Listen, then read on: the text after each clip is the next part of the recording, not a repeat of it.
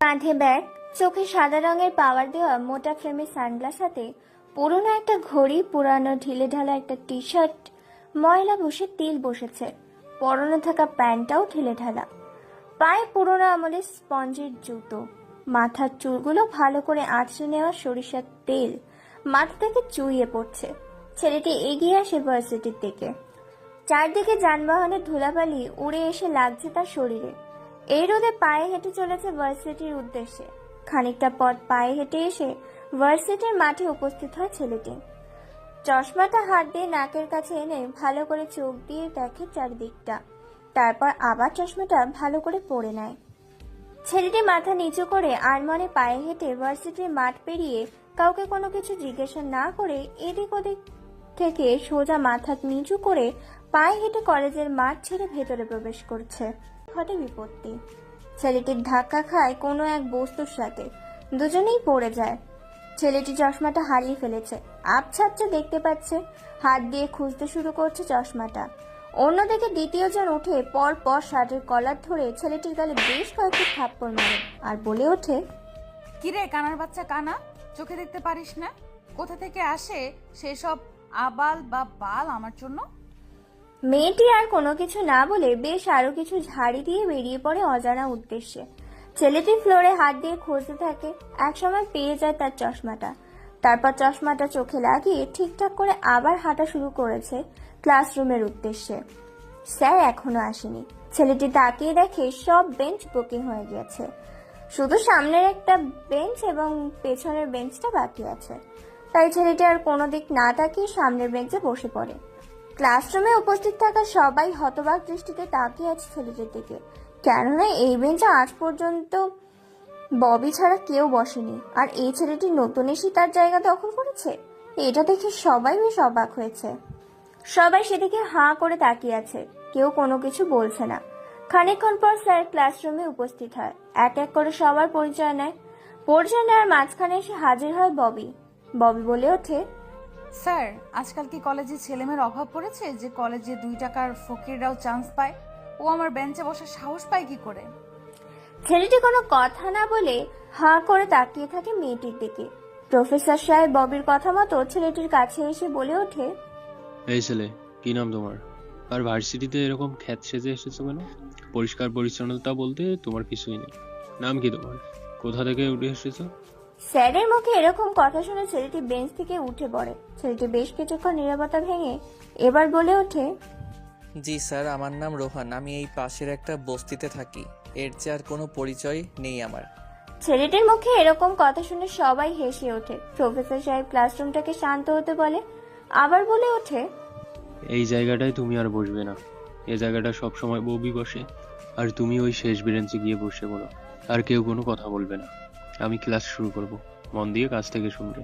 আর এই ছেলে, তুমি কাল থেকে পরিষ্কার জামা কাপড় ও একটু সুন্দর করে গোছগাছ করে আসবে। স্যার, ওকে বলে দিন যাতে আমার সাথে বেয়াদবি না করে, না হলে এর পরিণাম কিন্তু খুবই খারাপ হবে।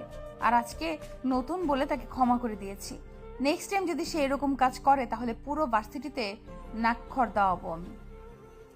এই বলে ববি তার জায়গায় বসে পড়ে আর রোহান নামের ছেলেটা তার নিজের জায়গায় বসে যায়। ও হ্যাঁ, ববিকে চলুন তাহলে শুনে আসি। এই শহরের তালুকদার কোম্পানির তালুকদার শিকদারের বংশের একমাত্র মেয়ে। ববি দেখতে বেশ সুন্দর, বেশ স্মার্ট, স্টাইলিশ, হ্যান্ডসাম। দেখতে অসম্ভব সুন্দর, উজ্জ্বল ফর্সা, দুধে আলতা গায়ের রং। যেমনই সুন্দর তেমনই দেমা। বাবার টাকা আছে বলে কাউকে তো আঁকা করে না।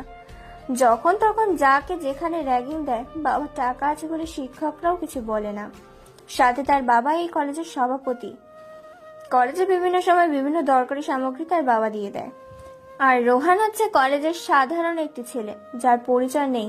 পরিচয় বলতে তার ছেঁড়া শার্ট প্যান্ট পোশাক।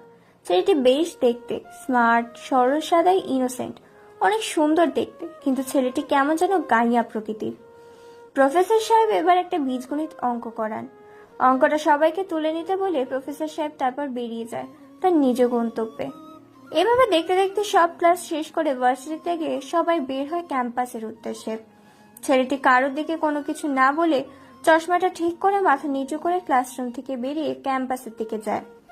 ক্যাম্পাসের দিকে গিয়ে বসে বট গাছের নিচে। সবাই যে যার মতো দল করে আনন্দের সাথে ক্যাম্পাসে যা যেটা ইচ্ছে খাচ্ছে।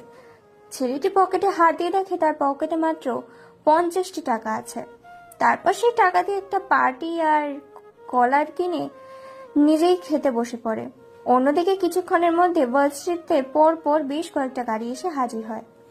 গাড়িগুলো থেকে নেমে আসে অজানা ব্যক্তিটি সোজা প্রিন্সিপালের রুমে চলে যায়। এক দৃষ্টিতে তাকিয়ে আছে সেদিকে, মুচকে একটা হাসি দেয় আর আপন শুয়ে খেয়ে নেয়। হঠাৎ তার হাতে থাকা নোকিয়া ফোনটা বেজে ওঠে। ফোনের ওপাশ থেকে বলছে, হ্যালো ভাই, আপনি কোথায় আছেন? ভার্সিটিতে প্রবেশ করেছে আপনার শিকার, আপনার ফাঁদে পা দিয়েছে। দেখেছি, আর আমি ভার্সিটিতে আছি, তোরা বাকিটা সামলে নে, সন্ধ্যায় গাড়িটা পাঠিয়ে দিবি। এই বলে ফোন কেটে দেয় ফোনের অপাশে থাকা ব্যক্তিটি। রোহান ফোন কেটে ঢুকিয়ে নেয়। তারপর যখনই সে উঠতে যাবে তখনই তার সামনে হাজির হয় বেশ কিছু ছেলে ও মেয়ে। মেয়েদের মধ্যে আছে ববি, তিতলি, ইভা। ছেলেগুলোর মধ্যে থেকে রয়েছে আনারুল, রাব্বু আর রাজু।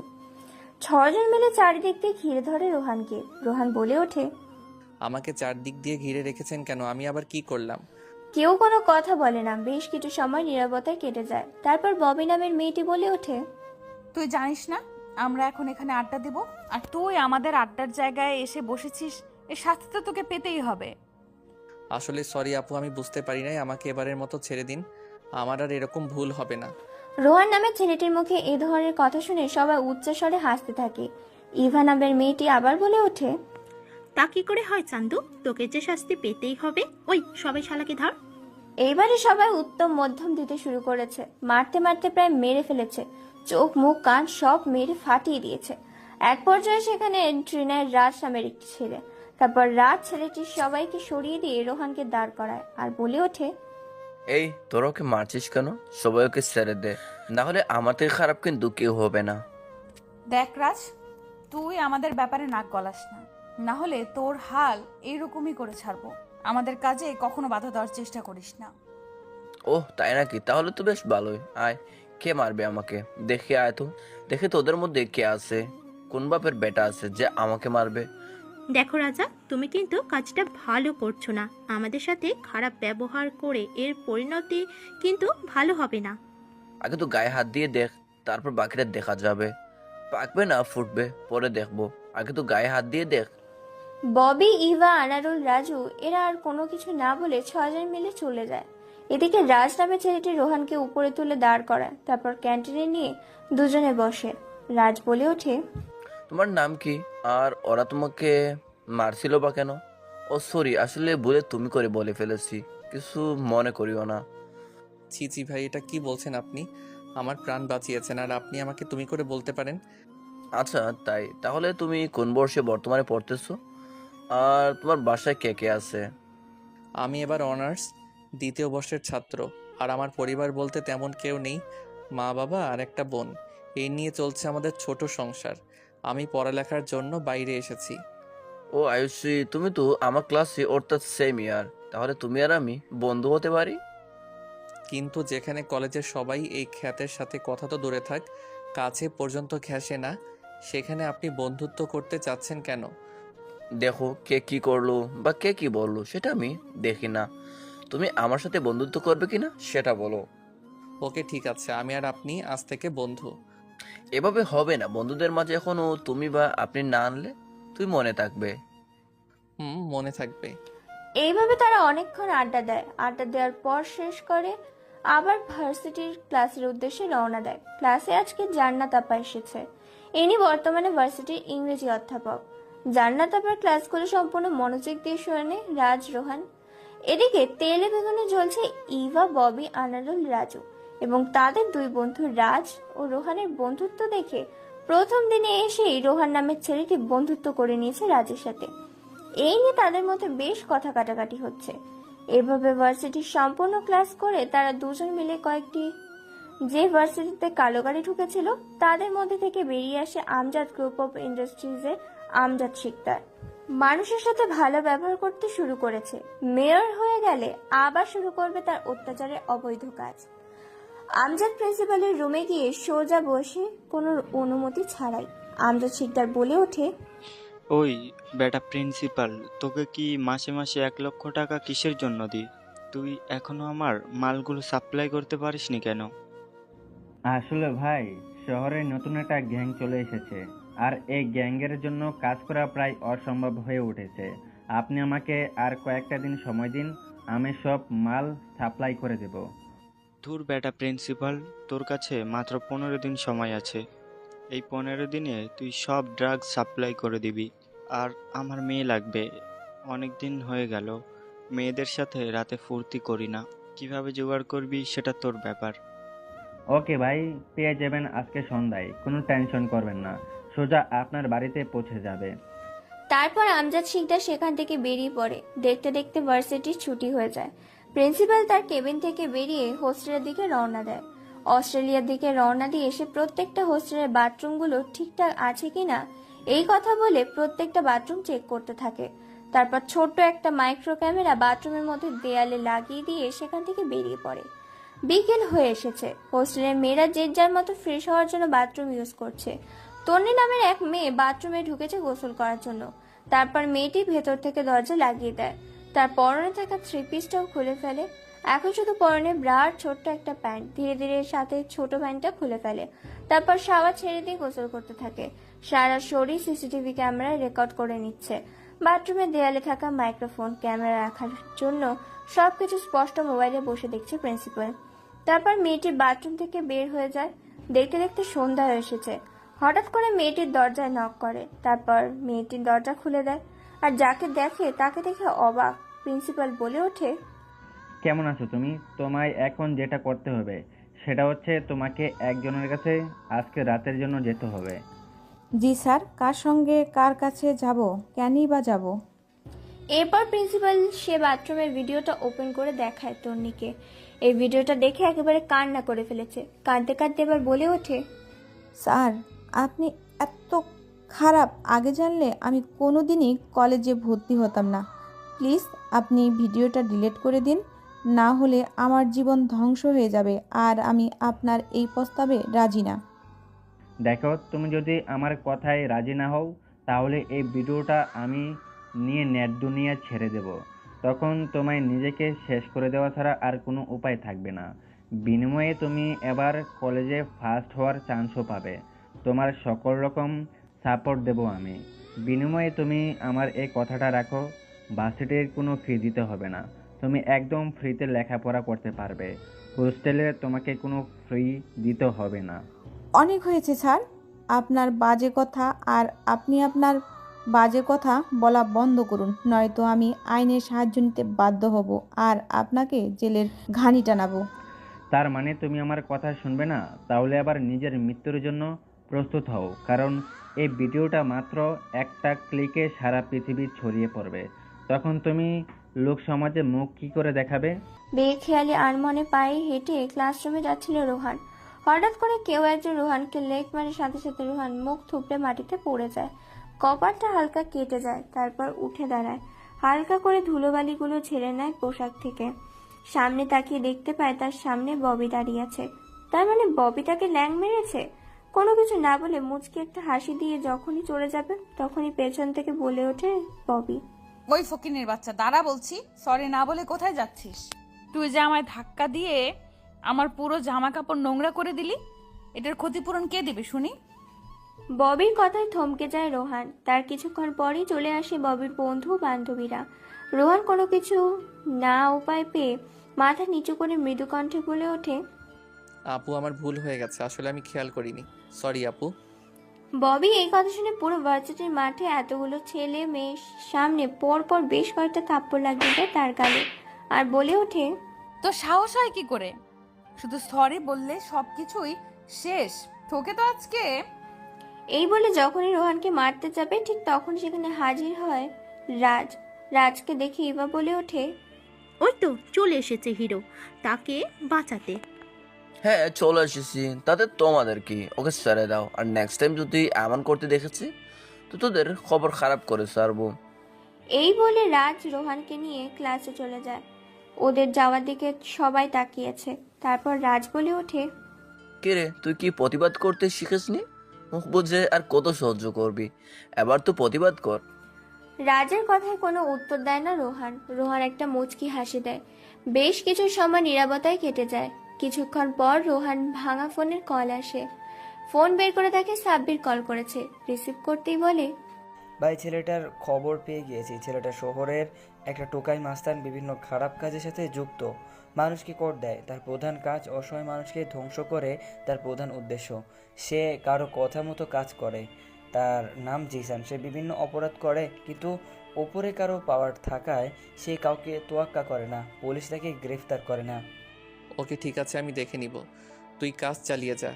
ঠিক আছে ভাই, রাখি। এখন আর আমি এই মুহূর্তে ভার্সিটিতে আছি, আর ফোন করিস না। এই বলে ফোন কেটে দেয় রোহান। হাঁ করে একদৃষ্টিতে তাকিয়ে আছে রাজ। রাজ কোনো কিছু বলতে যাবে তার আগে রোমান থামিয়ে দিয়ে দুজনে ক্লাসের ভিতরে চলে যায়। তারপর নতুন একজন শিক্ষিকা আছে, তিনি আজকেও ক্লাস করান। দেখতে দেখতে ভার্সিটির কিছু ক্লাস শেষ হয়ে ভার্সিটির ক্যাম্পাসের জন্য সবাই বের হয়। ক্যাম্পাসে যে যার মতো করে আড্ডা দিচ্ছে, কেউ খাবার খাচ্ছে, কেউ গল্প করছে, কেউ বই খুলে পড়াশোনা করছে, আবার কেউ কেউ ফোনে পাবজি খেলছে, ফ্রি ফায়ার খেলছে, তো কেউ মুভি দেখছে। রাজ আর রোহান মিলে এক বেঞ্চিতে বসে আছে। তখনই ভার্সিটির মাঠে প্রবেশ করে বেশ কিছু ছেলে পেলে, গুন্ডা টাইপের। ভার্সিটির মাঠে এসে বাইকগুলো স্ট্যান্ড করে তারপর চারিদিকটা ভালো করে দেখতে থাকে। সেখান দিয়ে একটি মেয়ে হেঁটে যাচ্ছিল। মেয়েটির নাম রুনা। হঠাৎ করে ছেলেগুলোর মধ্যে থেকে তাদের লিডার রুনা নামের মেয়েটির ওড়না নিয়ে নেয়। মেয়েটি লজ্জায় সেখানে দাঁড়িয়ে যায়। সবাই সেদিকে তাকায়। সবাই ভেবে নিয়েছে মেয়েটির ইজ্জত শেষ এখানে। সবাই হাঁ করে ক্যাম্পাসের দিকে তাকিয়েছে। তারপর ছেলেটি পকেট থেকে সিগারেট বের করে নেয়। তারপর সিগারেটটা যখনই ধরাতে যাবে, কিন্তু সিগারেটটা ধরাতে পারে না। অনেকবার চেষ্টা করে, কম বেশি সবাই চেষ্টা করছে সিগারেটটাকে ধরানোর, কিন্তু ধরতে পারছে না। তাই রাগের মাথায় ছেলেগুলো লিডার মেয়েটির শরীরে জামায় এক টান ছিঁড়ে দেয়। মেয়েটি লজ্জায় পড়ে যায়। কি করবে কোনো কিছু ভেবে পাচ্ছে না। দু হাত দিয়ে নিজেকে আগলে রেখেছে। এটা দেখে সবাই এগিয়ে আসে। ভার্সিটির ক্যাম্পাসে সিগারেট ধরানোর চেষ্টা করছে ছেলেটি। তারপর সবাই তাকিয়ে তাকিয়ে দেখছে সেদিকে, কিন্তু কেউ সামনে এগিয়ে যাওয়ার সাহস পাচ্ছে না। অন্য দিক দিয়ে ববি এবং তার বন্ধু বান্ধবীরা ভার্সিটির মাঠে আসতেছে। সবাই দাঁড়িয়ে দাঁড়িয়ে তামাশা দেখছে, কিন্তু কেউ সামনে এগিয়ে যাচ্ছে না। এদিকে মেয়েটি কান্না করে ফেলেছে। অনেকক্ষণ ধরে সিগারেটটা জ্বালানোর চেষ্টা করছে জিসান, কিন্তু সিগারেটটা ধরাতেই পারছে না। তার ঠিক মাঝখানে রোহানের ফোনে একটা মেসেজ আসে। মেসেজটা ওপেন করে দেখতে পায় সাব্বির পাঠিয়েছে। ভাই, আপনি যে মেয়েটার পিক দিয়েছিলেন, ওই মেয়েটাকে জিসান মেরেছে। আর জিসান ওই ছেলেটা আজকে ভার্সিটিতে ঢুকেছে, অর্থাৎ আপনি যে ভার্সিটিতে পড়েন। সাব্বিরে দেওয়া মেসেজটা দেখে ঠোঁটের নিচে এক চিলতে একটা হাসি দেয়। তারপর আর কোনো কিছু না ভেবে গুটি গুটি পায়ে এগিয়ে যেতে থাকে মাঠের মাঝখানে। পায়ে হেঁটে জিসানের সামনে গিয়ে দাঁড়ায় রোহান। তারপর জিসানের কাছ থেকে কাঠি সেলাইটা নিয়ে হাতের তালুর মাঝে এক টান দিতে কাঠি সেলাইয়ে আগুন ধরে যায়। সবাই এটা দেখে অবাক চোখে তাকিয়ে আছে। জিসান বিস্মিত একেবারে। সবাই হাঁ করে তাকিয়ে আছে। এবার জিসান বাইক থেকে নেমে পড়ে। অবাক চোখে তাকিয়ে আছে রোহানের দিকে। বেশ কিছু সময় নীরবতায় কেটে যায়। তারপর নীরবতা ভেঙে জিসান বলে ওঠে, কে রে তুই? তুই কি আমাকে পাওয়ার দেখাচ্ছিস? যে আগুনটা তুই ধরেছিস, সে আগুনেই তোকে পুড়িয়ে মারবো। যা বাগ এখান থেকে শালা। এই বলে জিসান রোহানকে একটা ধাক্কা দেয়, কিন্তু রোহান সে জায়গায় স্থিত থাকে। এটা দেখে আরো সবাই অবাক হয়। কেউ কোনো কিছু বলছে না। জিসান রোহানের এরকম অবস্থা দেখে আরো বেশ কয়েকটা ধাক্কা খায়, কিন্তু কোনো কাজ হয় না। এটা দেখে জিসানের সাঙ্গপাঙ্গরা চারিদিক দিয়ে ঘিরে রাখে রোহানকে। সবাই ভেবে নিয়েছে এই ছেলেটা আর মেয়েটা শেষ। এদিকে মেয়েটার করুণ অবস্থা। রোহান শরীরে থাকা ছেঁড়া শার্টটা খুলে পরিয়ে দেয় মেয়েটিকে। তারপর মেয়েটিকে নিয়ে আসতে যাবে, তখনই জিসান হাত ধরে ফেলে। কোনো কথা ছাড়াই হঠাৎ করে রোহানের গালে বেশ কয়েকটা থাপ্পড় লাগিয়ে দেয়। তারপর রোহান মেয়েটিকে সেখান থেকে চলে যেতে নেবে বলে সেখানেই থমকে যায়। অন্যদিকে এতক্ষণ দাঁড়িয়ে দেখছিল ববি ও তার দলবল। সবাই হাঁ করে এক দৃষ্টিতে তাকিয়ে আছে রোহানের দিকে, কেননা রোহানের সিক্স প্যাক বডি দেখে সবাই চমকে উঠেছে। উজ্জ্বল ফর্সা, তার বুকে ধবধবে সাদা, দেখে হিরোদের থেকেও সুপার হিরো মনে হচ্ছে। বাইরেটা যেমন তেমন ভেতরটা অসম্ভব সুন্দর। মেয়েরা তো প্রথম দেখায় ক্রাশ খেয়ে ফেলেছে। সাথে ক্রাশ নামক ব্রাশও রয়েছে। সাথে ক্রাশ নামক ব্রাশ খেয়ে আছে ববি। ববি যেন চোখের পলকই ফেলছে না, হাঁ করে তাকিয়ে আছে। এরপর জিসানের একটা লোক হকি স্টিক দিয়ে এসে রোহানের পায়ে বাড়ি মারে। হকি স্টিকটা ভেঙে 2 খণ্ড হয়ে যায়, কিন্তু রোহানের কোনো টনক নড়ে না। এটা দেখে সবাই হাঁ করে তাকিয়ে আছে। তারপর আরো বেশ কয়েকজন ছেলে হাতে ও পায়ে পিঠে ক্রিকেট ব্যাট দিয়ে মেরে যাচ্ছে, কিন্তু সব জিনিসই 2 খণ্ড হয়ে যায়, কিন্তু রোহানের কোনো কিছুই হয় না। এটা দেখে সবাই হাঁ করে তাকিয়ে আছে। কি হচ্ছে এখানে? কেই বা এই ছেলে এত মার সহ্য কি করে করছে? এরপর জিসান যখনই রোহানের পেটে ঘুষি মারতে যাবে, তখনই রোহান জিসানের হাতটা ধরে নেয় আর মসৃণে হাতের কবজির মধ্যে বাড়ি মারে। সাথে সাথে হাত ভেঙে 2 খণ্ড হয়ে যায়। এরপর ঘাড়ের মধ্যে বেশ কয়েকটা বাড়ি দেয়, ছিটকে গিয়ে মাটিতে বাড়ি খায়, বুকের মধ্যে একটা বাড়ি মারে, সাথে সাথে বুকে 3টা পাঁজর ভেঙে যায়। তারপর হাত দিয়ে মাথায় মারে 1 বাড়ি, সাথে সাথে মাথার যেন তারের সব জয়েন্ট খুলে যায়। পুরো দুনিয়াদারি যেন তার ঘুরতে থাকে, কি করবে না করবে কোনো কিছু ভেবে পায় না সে। তারপর মারে 1 পেটে ঘুষি, মুখ দিয়ে রক্ত বেরিয়ে আসে। এত মার মেরেছে যে যেখানে ছিল সেখানেই সেন্সলেস হয়ে পড়ে আছে। তারপর তার দলবল ভয় সেখান থেকে জিসানকে নিয়ে চলে যায়। তারপর গুটি গুটি পায়ে এগিয়ে আসতে থাকে রাজের দিকে। সবাই হাঁ করে তাকিয়ে আছে। রোহান এতক্ষণ কি করেছে কোনো কিছুই তার খেয়াল ছিল না। রোহান রাজের কাছে আসতেই রাজ বলে ওঠে, কিরে, কে তুই? তোর আসল পরিচয় কি বলবি এবার? যেখানে শহরের সবাই জিসানকে ভয় পায়, সেখানে তুই একাই তাদের সাথে মারপিট করলি। আমার নিজেরও ভয় লাগতেছে। রোহান কোনো কিছু জবাব দেয় না, একদিকে তাকিয়ে আছে। পুরো কলেজ ক্যাম্পাস তাকিয়ে আছে রোহানের দিকে। ববি, ইভা, আনারুল, রাজু কেউ আর কোনো কিছু বলার সাহস পাচ্ছে না এই মুহূর্তে রোহানকে।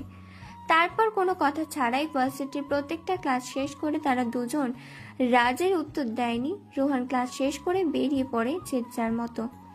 রোহান পায়ে হেঁটে চলে আসে রাস্তার মোড়ে। সেখানে এসে কালো গাড়িতে উঠে পরের এই দৃশ্যটা আর চোখ এড়ায়নি ববির। হাঁ করে তাকিয়ে আছে, বুঝতে পারছে না কে এই ছেলেটা, এত সাহস পায় কি করে, তারপর এত দামি গাড়িতে উঠেই বা যাচ্ছে কই। তারপর গাড়িটা নিয়ে চলে আসে অসম্ভব সুন্দর একটা রাজপ্রাসাদের মতো বাড়িতে। তারপর রোহান গাড়ি থেকে নেমে গাড়ির ভেতরে চলে যায়। গাড়ির ভেতরে যখন ঢুকে যাবে তখনই শর্মিলা বেগম বলে ওঠে, ধারা, কোথায় গিয়েছিলি? তোর বাবা একাই অফিস সামলাচ্ছে আর তুই বেড়াচ্ছিস মাস্তানি করে। রোহান কোনো জবাব দেয় না, চুপচাপ দাঁড়িয়ে থাকে। শর্মিলা বেগম আবার বলে ওঠে, শর্মিলা বেগম হচ্ছে রোহানের আম্মু, আর রোহানের বাবা হচ্ছে মিস্টার ফয়সাল চৌধুরী, তারই একমাত্র সন্তান রোহান। শর্মিলা বেগম আবার বলে ওঠে, এখন থেকে অফিস সামলাতে হবে, আজ যেন বাইরে ফালতু মাস্তামি করতে না দেখি। তোর কিন্তু অনেক রেকর্ড খারাপ, তোর বাবা তোর উপরে অনেক রেগে আছে। রোহান কোনো কিছু না বলে নিজের রুমে চলে যায়। তারপর বিছানায় ধপ করে গিয়ে শুয়ে পড়ে। দেখতে দেখতে সন্ধ্যা পেরিয়ে রাত হয়, কেউ ডাকতে আসেনি রোহানকে।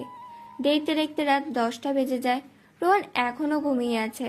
হঠাৎ রোহানের ফোনে একটা কল আসে। ফোনের শব্দে ঘুম ভেঙে যায় রোহানের। ফোন উঠিয়ে দেখতে পায় সাব্বির ফোন করেছে। ফোন রিসিভ করতেই সাব্বির বলে ওঠে, ভাই, জিসান নামের ছেলেটি আজকে আবারও একটা অপরাধ করেছে, আর তাকে আমরা গোডাউনে তুলে এনেছি। সে কলেজের ওই মেয়েটির খুনের সাথে জড়িত আছে, কিন্তু পুলিশ তা জেনেও তাকে ধরেনি। এখন একে কি করব?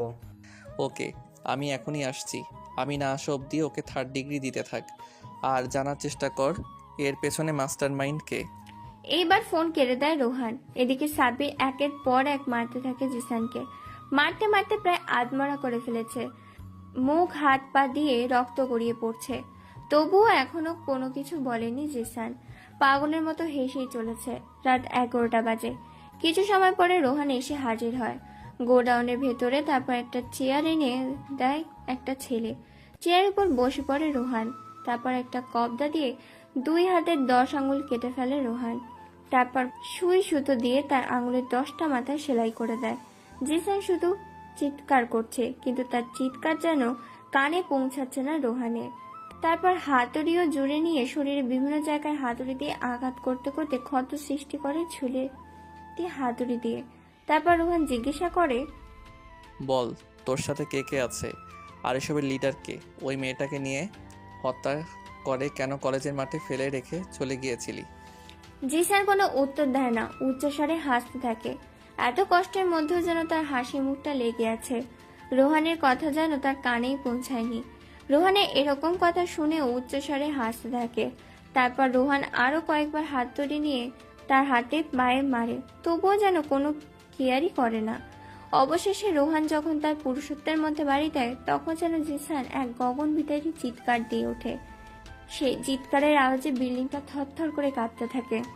অবশেষে রোহানের এরকম অত্যাচারে কাঁদতে কাঁদতে এবার জিসান বলে ওঠে, ভাই আমাকে ছেড়ে দাও, আমার এতে কোনো দোষ নেই, আমি নিরপরাধ নির্দোষ। আমি শুধু টাকার বিনিময়ে কাজ করি এবং তাদের গলা মতো চলি, এইটুকুই। তারা কাজের আদেশ দেয়, আমি কাজ করে দেই, বিনিময়ে তারা আমাকে টাকা দেয়। মানুষ খুন করা থেকে ড্রাগস, মেয়ে পাচার, শিশু পাচার, নারী নির্যাতন আরও ইত্যাদি অনেক ধরনের ক্রাইম করে থাকি আমি। জিসানের মুখে এ কথা শুনে থমকে যায় রোহান। কি বলবে কোনো কিছু ভেবে পায় না। অনেকক্ষণ নীরবতার মধ্যে দিয়ে কেটে যায়। নীরবতা ভেঙে এবার জিসান বলে ওঠে, কে তুমি, আর এখানে আমাকে নিয়ে এসেছো কেন? কি চাই তোমার? পরিচয় দাও। জিসানের কথা শুনে এবার রোহান হাসতে থাকে, সাথে সাব্বিরও। রোহানের ওরকম হাসি দেখে জিসান এবার চমকে ওঠে। রোহান বলে ওঠে, আমি রোহান। এই শহরে রোহান এসেছে নতুন করে রাজত্ব করতে, আর তোদের মতো ভিখারিদের বিতাড়িত করতে। রোহানের মুখে রোহান নামটা শুনে আঁতকে ওঠে জিসান। জিসানকে আর কোনো কিছু বলার সুযোগ না দিয়ে ইন্ডাস্ট্রিক্যাল শট দেয়। তারপর ধারালো একটা ফল কাটার ছুরি নিয়ে একের পর এক পোজ দিতে থাকে তার শরীরের ভেতরে। শরীরটাকে কেটে কেটে ফালা ফালা করে তোলে। তারপর রোহান আবার জিজ্ঞাসা করে, তোদের এসবের পেছনে মাস্টার মাইন্ডকে সেটা বল, তার নাম কি? জিসান কথা বলার ভাষা হারিয়ে ফেলেছে, মুখ দিয়ে রক্ত চুয়ে চুয়ে পড়ছে। এবার জিসান বলে ওঠে শেষবারের মতো, ভাই এসবের পেছনে আমার লিডার আফজাল হোসেন আছে। আফজাল গ্রুপ অফ ইন্টারেস্টিং এর বর্তমান মালিক আফজাল হোসেন। তিনি বিভিন্ন খারাপ কাজে নিযুক্ত আছে, আর এর সঙ্গে সাত মিলিয়েছে আপনাদের কলেজের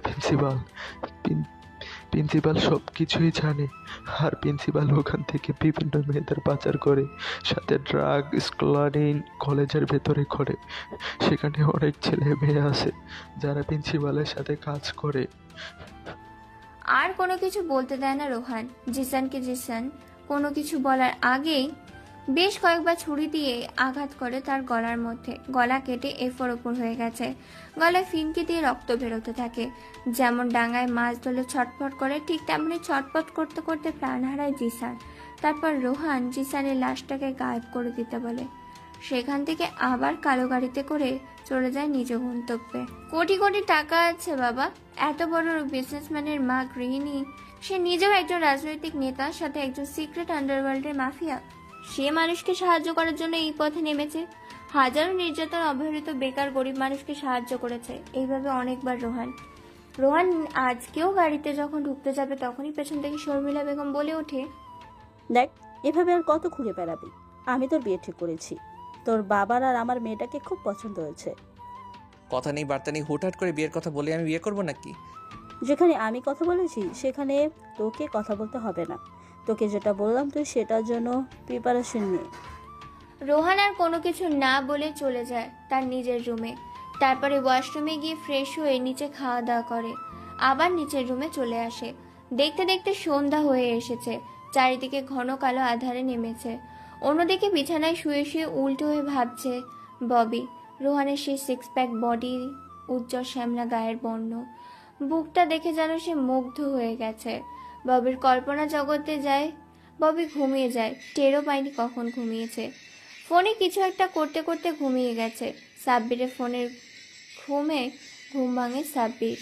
ফোন করে জানিয়েছে নতুন একটা মিশনে যেতে হবে তাদেরকে। তাই রেডি হয়ে বেরিয়ে পড়েছে রোহান সাব্বিরের কাছে যাওয়ার জন্য। গাড়ি নিয়ে বেরিয়ে পড়ে। তারপর একটা বস্তিতে নেমে যায়। আবার সেই বস্তি থেকে বের হয়ে ব্ল্যাক কালারের জ্যাকেট, স্যুট বুট এবং হেড পরে তৈরি হয়ে যায় একটি অজানা গন্তব্যের উদ্দেশ্যে কালো গাড়িতে করে। গাড়ি চলছে, এখন ঘড়িতে 11টা বেজে গেছে। আর সিটির রাস্তা পেরিয়ে চলে আসে একটি আঞ্চলিক এলাকাতে, যেগুলোতে বিভিন্ন সরকারি অফিসার কোয়ার্টার হিসাবে থাকে। অবর্তমান সুন্দর একটি কোয়ার্টার বাড়িতে গাড়িগুলো নিয়ে থামে। তারপর গাড়ির জানলা খুলে দেয়। গাড়ির ভেতর থেকে রোহান বেরিয়ে আসে। রোহানকে চেনা যাচ্ছে না। বাড়ির সামনে কলিং বেল বাজাতেই ভেতর থেকে কেউ একজন দরজা খুলে দেয়। দরজা খুলে দেওয়ার সাথে সাথে চমকে যায়। হঠাৎ করে বাড়ির সামনে কালো মুখোশধারী লোকগুলোকে দেখে প্রিন্সিপাল হকচকিয়ে ওঠে। যখনই প্রিন্সিপাল দরজা বন্ধ করতে যাবে তখনই দরজায় পরপর বেশ কয়েকটা লাথি মেরে দরজার ভেতর দিয়ে হুড়মুড়িয়ে ঢুকে পড়ল কালো পোশাকধারী লোকগুলো। সোফায় গিয়ে বসে পড়ে রোহান। রোহানের চারিদিক দিয়ে তার সাঙ্গপাঙ্গরা ঘিরে রেখেছে। কারো হাত থেকে বন্দুক, কারো হাত থেকে স্নাইপার, কারো হাত থেকে ছুরি। প্রিন্সিপাল এত সব দেখে ঘামতে শুরু করেছে। দৌড়ার রুম থেকে কেউ একজন চিৎকার দিচ্ছে, ভেতরে আসো, বাইরে, এখন কি করছো, এরকম কথা বলছে আর চিৎকার করছে। মেয়েটি যত চিৎকার দেয় তত প্রিন্সিপাল ঘামতে থাকে। রোহান সাব্বিরকে ইশারা করতে সাব্বির উপরে গিয়ে দেখতে যায়। সাব্বির যা দেখে তা দেখে নিজেই নিজের চোখকে বিশ্বাস করতে পারছে না। চোখগুলো কঠোর থেকে বেরিয়ে আসার উপক্রম হয়েছে। 2 তলা থেকে দৌড়ে নিচে এসে রোহানের উদ্দেশ্যে বলে ওঠে, ভাই ভাই, ওপরে যা দেখলাম তা আমি নিজের চোখে বিশ্বাস করতে পারছি না। ওপরে দেখলাম নগ্ন অবস্থায় উলঙ্গ অবস্থায় একটি মেয়ে, অতঃপর মহিলা খাটের উপর বসে আছে। এই কথা শুনে রোহান একটা মুচকি হাসি দিয়ে প্রিন্সিপালের দিকে ভালো করে লক্ষ্য করে। এতক্ষণ সময় প্রিন্সিপালের দিকে ভালো করে লক্ষ্য করে দেখেনি। প্রিন্সিপালের পরনে আছে একটা ছোট 3/4 প্যান্ট। গায়ে তেমন আর কোনো কিছু না বললেই চলে। মুখে এক চিলতে হাসি দেয় সবাই। তারপর প্রিন্সিপালকে সোফায় বসে আর জিজ্ঞাসা করে সাব্বির। রোহান ইশারা দিতে সাব্বির বলে ওঠে, কিরে, এখানে তো দেখছি ভালোই মুখ নিয়ে এসেছিস। তা তোর যে সময় ঘনিয়ে এসেছে তার আগে বলে যাই, এসবের পেছনে মাস্টারমাইন্ড কে? তুই এসব অপকর্ম কতদিন ধরে করছিস? প্রিন্সিপাল কোনো কিছু বলতে পারে না, থরথর করে কাঁপাকাঁপি শুরু করেছে। মেয়েটি উপর থেকে চিৎকার করছে, তাই রোহান হাতের ইশারা দিয়ে বুঝিয়ে দিয়ে যায় যাতে একে থ্রেড ডিগ্রি দিয়ে এর পেট থেকে সব রকমের কথা বের করো। আর রোহান চলে যায় উপরে মেয়েটিকে শান্ত করতে। সাব্বির প্যান্টের বেল্ট দিয়ে মারতে থাকে প্রিন্সিপাল শুধু গরুর মতো লাফালাফি চিৎকার শুরু করেছে। অন্যদিকে সিঁড়ি ভেদ করে রুমের ভেতর প্রবেশ করে দরজা আটকিয়ে দেয় রোহান। মেয়েটি ফোনে কিছু একটা দেখছিল, দরজার দিকে না তাকিয়ে মুচকি একটা হাসি দেয় বলে খাটের উপর উঠে মেয়েটির পাশে বসে পড়ে। শরীর থেকে টি শার্টটা খুলে ফেলে দেয় আস্তে। পরনে থাকা প্যান্টটা আস্তে করে খুলে ফ্লোরে ছুঁড়ে মারে। তারপরে মেয়েটির হাতের দিকে তাকিয়ে দেখতে পায় 18+ ভিডিও দেখছে মেয়েটি।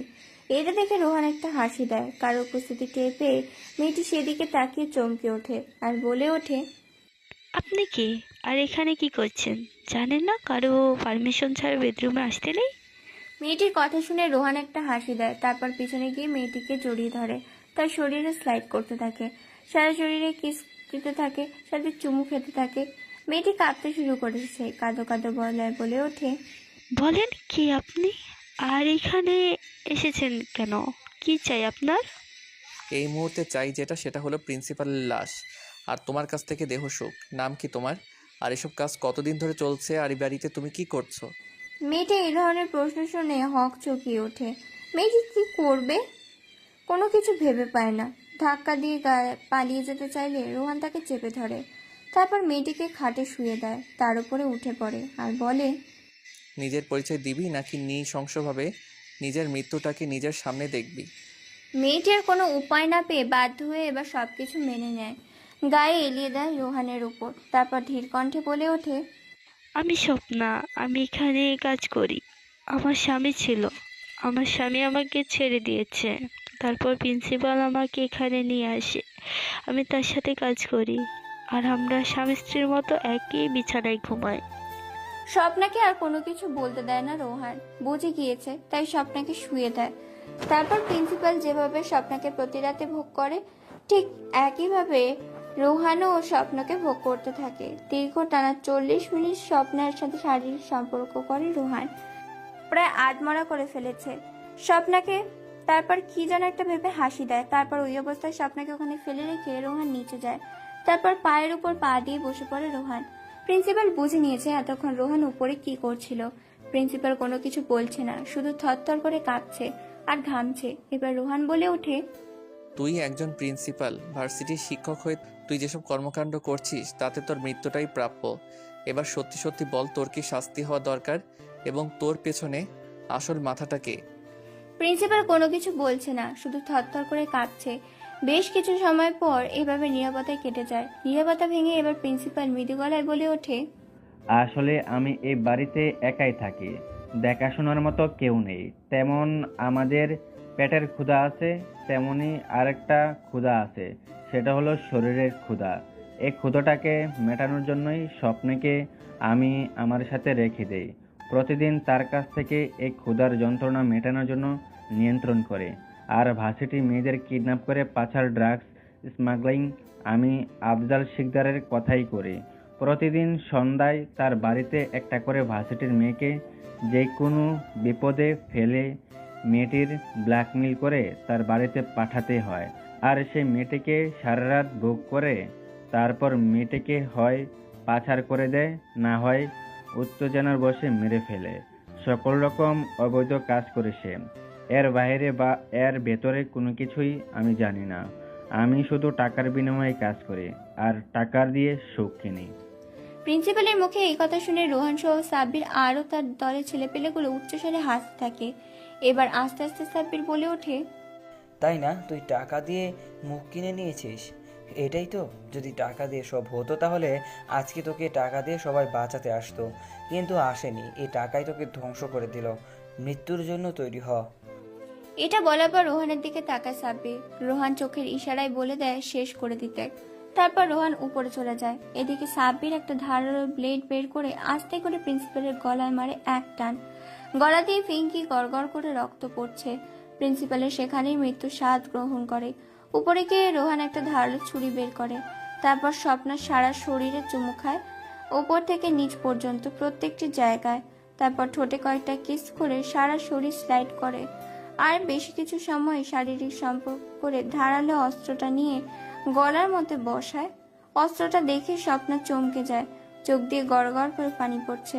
কোনো কিছু বলার আগেই গরু যেভাবে জবাই করে ঠিক সেভাবেই অস্ত্রটা দিয়ে জবাই করে ফেলে স্বপ্নটাকে। ছটপট করতে করতে সেখানেই শেষ হয়ে যায়। প্রিন্সিপালের পুরো বাড়িটা তন্ন তন্ন করে খুঁজেও যত সম্পদ, টাকা, ধন সম্পদ, সোনা গহনা ছিল সব লুট করে নিয়ে চলে যায় রোহান ও তার দলবল। তারপর সে সম্পদগুলো থেকে কিছু সম্পদ তার ছেলেপেলেদের দিয়ে দেয়, আর কিছু সম্পদ নিজের মধ্যে রেখে দেয়, আরো কিছু সম্পদ গরিব দুঃখী ও অনাথ আশ্রমে বিতাড়িত করে দেয়। রাত 3টায় চুপি চুপি গাড়ির মধ্যে প্রবেশ করে রোহান, কেননা কেউ টেরই পাবে না। আর পেয়ে গেলে রোহানের খবর আছে, সে তার মাকে ভীষণ ভয় করে। শর্মিলা বেগমের ভয়ে চুপি চুপি ঘরের মধ্যে প্রবেশ করে, ভেতর থেকে দরজা আটকিয়ে দেয়, ঘুমিয়ে পড়ে। পরের দিন সকালে চারিদিকে খবর ছড়িয়ে গেছে। সাংবাদিক টিভি স্ক্রিনে একের পর এক খবর দেখাচ্ছে, পত্রিকার খবরের কাগজে, টেলিভিশনে একটাই খবর, একটাই নিউজ দেখাচ্ছে, সেটা হলো প্রিন্সিপালের ভয়ঙ্কর মৃত্যুর সাথে এক যুবতী নারীর। ভার্সিটিতেও যে আজকে থমকে গেছে, জিসানকে দেখা যাচ্ছে না বেশ কয়েকদিন হয়ে গেছে। আর আজকে হঠাৎ করে প্রিন্সিপালের রুমের সামনে এরকম ভয়ঙ্কর মৃত্যু ভার্সিটিতে বেশ প্রভাব ফেলেছে। এদিকে সেদিন থেকে রোহানের মধ্যে সেই রকম বীর পুরুষের উজ্জ্বল ফর্সা সিক্স প্যাক বডি দেখছে। সেখান থেকে শুধু তাকে নিয়েই স্বপ্ন দেখছে ববি। ববি রোহানের প্রেমে পড়ে গেছে, কিন্তু রোহানকে ভয় বলতে পারছে, কেননা রোহানকে যে সমালোচনা বঞ্চনা করেছে সে। দেখতে দেখতে ভার্সিটির পর্ব কেটে যায়। আজকে রাজু ভার্সিটিতে আসেনি। প্রিন্সিপালের মৃত্যুতে ভার্সিটি বন্ধ হয়ে যাওয়া হচ্ছে 2 দিন। আজকে শর্মিলা বেগমের কথায় রোহান অফিসে গিয়েছে। ফয়জাল মিয়া ছেলেকে অফিসে থেকে বেশ খুশি হয়েছে। ছেলেকে অফিসের দায়িত্ব বুঝিয়ে দিয়ে নিজের মতো করে কাজ করে অফিস টাইম শেষ করে বাসায় চলে আসে। দেখতে দেখতে 2 দিন কেটে যায়। আজকে ভার্সিটিতে সবাই উপস্থিত হয়েছে। রাজু এসেছে, গল্প করছে। ঠিক তখনই ভার্সিটির মধ্যে প্রবেশ করে 3টি কালো রঙের কার। এর মধ্যে থেকে নেমে আসে আফজাল শিকদার। আফজাল শিকদার কোনো কথা ছাড়াই প্রিন্সিপালের কেবিনে চলে যায়। আফজাল শিকদারকে কেউই বাধা দেয় না, কারণ শিকদার এখনকার ডোনার। তিনি অনেক রকম সাহায্য করেছে ভার্সিটির, তাই ওনাকে সবাই ভালো করে চেনে। ভার্সিটির নতুন প্রিন্সিপালের নিয়োগ দেওয়া হয়েছে। প্রিন্সিপালের রুমে আজ আফজাল শিকদারকে দেখতে পেয়ে রোহান রাজকে সেখানে বসতে বলে সবার চোখে অগোচরে প্রিন্সিপালের কেবিনের উদ্দেশ্যে রওনা দেয়। রোহানকে যেতে দেখে বলেই ফেলে ববি। ববির চোখ এড়াতে পারেনি রোহান। রোহান প্রিন্সিপালের কেবিনে উকি দেয়, দেখে প্রিন্সিপালের রুমে কিছু একটা খুঁজছে। আফজাল শিকদার একের পর এক ড্রয়ার খুলছে, বন্ধ করছে, খুলছে, বন্ধ করছে। বেশ কিছু সময় ওভাবে কেটে যায়। তারপর তার কেবিন থেকে বেরিয়ে এসে আফজাল শিকদার হোস্টেলের দিকে রওনা দেয়। হোস্টেলের একটি স্টোর রুমে দরজা খুলে প্রবেশ করে আফজাল শিকদার। তার পেছন পেছন রুমের ভিতর প্রবেশ করে গিয়ে দাঁড়ায় রোহান। আবার রোহানের পেছন পেছন যেতে থাকে ববি, জাফর শিকদার। স্টোর রুমের ভিতর গিয়ে আলমারি একটি পুরনো একটি শাড়ি আলমারির ভেতর থেকে দেখে অনেকটা সুন্দর লাগছে শাড়িটায়। এটা দেখে মুচকে একটা হাসি দেয় আফজাল শিকদার। আফজাল শিকদার যেন হাতের চাঁদ পেয়েছে এরকম তার অবস্থা। হাসতে হাসতে পকেট থেকে ফোন বের করে যখনই কাউকে কল দিতে যাবে তখনই রুমের মধ্যে কারোর উপস্থিত টের পেয়ে পেছনে ঘুরে দেখে একটি ছেলে তার সামনে দাঁড়িয়ে আছে। আফজাল শিকদার বলে ওঠে, কে তুই? আর এখানে কি করছিস? এখানে কেন এসেছিস? যা ভাগ, নিজের কাজে যা। এই বলে আবারও আফজাল শিকদার তার প্রয়োজনীয় জিনিসটা খুঁজতে থাকে। রোহান এবার ভেতর থেকে দরজা বন্ধ করে দেয়। দরজা বন্ধ করার শব্দ শুনতে পেয়ে আফজাল পেছনে ঘুরে দেখে আর বলে ওঠে, কিরে, তুই এখন এখান থেকে যাসনি? মরার পাখনা গজিয়েছে নাকি? নিজের জীবন যদি বাঁচাতে চাস তাহলে এখান থেকে এখনই কেটে পড়। রোহান আফজাল শিকদারের কথা একটা মুচকি হাসি দেয়। তার প্রশ্নের কোনো উত্তর দেয় না, ধীর পায়ে হাঁটতে থাকে তার দিকে। এক পর্যায়ে আফজাল শিকদারের সামনে গিয়ে দাঁড়ায় রোহান। অন্যদিকে ছবি দেওয়ানাকে ফলো করতে করতে চলে আসে প্রিন্সিপালের কেবিনের সামনে। জানলার ভেতর দিয়ে উকি দিয়ে দেখতে পায় ভেতরে আফজাল শিকদার আর রোহান শিকদার কিছু একটা খুঁজছিল। রোহান দাঁড়িয়ে আছে। এবার সোহান বলে ওঠে, কিরে, প্রিন্সিপালের রুমে তুই কি করছিস? কিছু খুঁজতে এসেছিস বুঝি? কিন্তু পাবি না তো খুঁজে, তার আগে গায়েব করে দিয়েছি।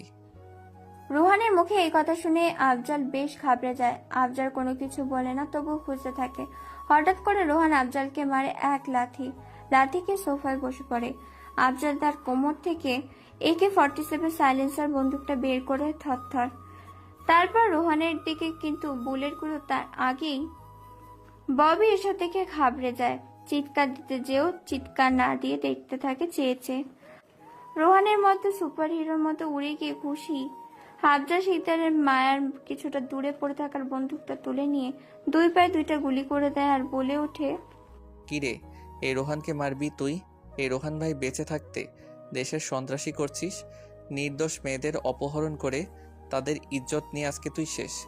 এই বলে রোহান তার হাতে থাকা বন্দুকটা প্রিন্সিপালের কপালে রাখে। তারপর বন্দুকটা থাকা বুলেট আরো 4টে বুলেট দিয়ে আফজাল শিকদারের কপালে কপাল ভেদ করে মাথা দিয়ে বেরিয়ে গেছে বন্দুকের খুলিগুলো। এরা দেখে সজোরে এক চিৎকার দেয় ববি। কারো চিৎকার শুনে পেছন ঘুরে তাকায় রোহান। রোহান পেছন ঘুরে দেখতে পায় ববি দরজার বাইরে দাঁড়িয়ে আছে। রোহান যখনই ববির কাছে আসতে যাবে তখনই ববি সেখান থেকে পালিয়ে যায়। ভার্সিটি থেকে কাউকে কোনো কিছু না বলে রোহান বেশ ঘাবড়ে যায়। রোহান ববির পিছু পিছু যেতে থাকে। এক পর্যায়ে ববির গাড়িটা ধরে ফেলে রোহান। রোহান কোনো কিছু না বলার আগেই ববি বলে ওঠে, প্লিজ আমাকে মারবেন না, আমাকে ছেড়ে দিন। আমি কিচ্ছু দেখিনি। আমি আপনার সাথে যে ভার্সিটিতে যেটা করেছি সেটা অন্যায় করেছি। আমি মানছি, আপনার যা শাস্তি আমাকে দেন, কিন্তু প্লিজ আমাকে মারবেন না। আমি খুব ভয় পাই বন্দুকে। রোহান ববির দিকে অপলক দৃষ্টিতে তাকিয়ে আছে, কোনো কথা বলছে না। রোহান ভালো করে জানে এখন তার কি করতে হবে, তাই গাড়ির ভেতর থেকে নামিয়ে আনে ববিকে। তারপর নিজের গাড়িতে করে নিয়ে যায় কাজী অফিসের সামনে। রোহান আগেই সাব্বিরকে বলে দিয়েছে যেন সেখানে চলে আসে। তারপর ববিকে নিয়ে কাজী অফিসের ভেতরে যায়। তারপর বিয়ের প্রস্তুতি নেয়। ববি বিয়ে করবে না এমনিতেও। এদিকে রোহান বিয়ের জন্য প্যারা দিচ্ছে কাজীকে। কাজী বিয়ে পড়াবে না বলে যখনই চলে যাবে তখনই বন্দুকের ভয় দেখায়। বন্দুক দেখে কাজী চুপসে যায়। চুপচাপ সব মেনে নেয়। কাজেই শুধু বলেছিল এই বিষয়ে করাবে না, জোরপূর্বক ভাবে বিয়েটা করা মোটেও ভালো কাজ না। তবুও জোরপূর্বক ভাবে বিয়েতে রাজি করেই ছাড়লো ববিকে। তারপর তাদের দুজনের বিয়ে হয়ে যায়। বাড়ির উদ্দেশ্যে রওনা দেয় ববিকে নিয়ে রোহান। কয়েক ঘন্টার মধ্যে রাজপ্রাসাদের মতো একটা বাড়ির সামনে এসে হাজির হয়। এত বড় বাড়ি দেখে চমকে যায় ববি। ববি এক দৃষ্টিতে হাঁ করে তাকিয়ে আছে। এবার ববি বলে ওঠে, এত সুন্দর বাড়ি, এত সুন্দর বাড়িটা কার বাড়ি? বাড়িটা দেখতে অনেক সুন্দর। ববির কথায় কোনো উত্তর দেয় না রোহান। একটা শুধু মুচকি হাসি দেয় রোহান।